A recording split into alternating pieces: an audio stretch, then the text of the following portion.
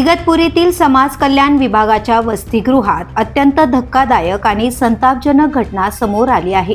इगतपुरी येथील या वसतिगृहात 10वीत शिकणाऱ्या 8 ते 9 विद्यार्थ्यांनी 5वी ते 7वीत शिकणाऱ्या किमान 6 लहान मुलांवर अत्याचार केल्याचा गंभीर आरोप करण्यात आला आहे।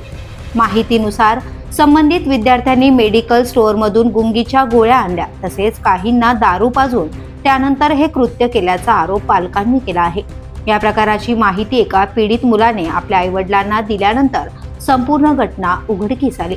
या घटनेची माहिती मिळता संतप्त पालकांनी वसतिगृहात धाव घेत संबंधित विद्यार्थ्यांवर कठोर कारवाईची मागणी केली।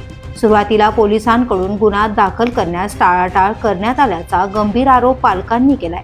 मात्र माध्यमांमध्ये वृत्त प्रसिद्ध झाल्यानंतर पोलिसांनी गुन्हा दाखल करण्याची प्रक्रिया सुरू केली।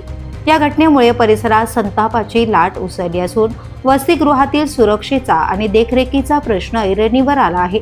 संबंधितांवर कठोर कारवाई करून पीडित मुलांना न्याय द्यावा अशी मागणी आता जोर धरू लागली आहे।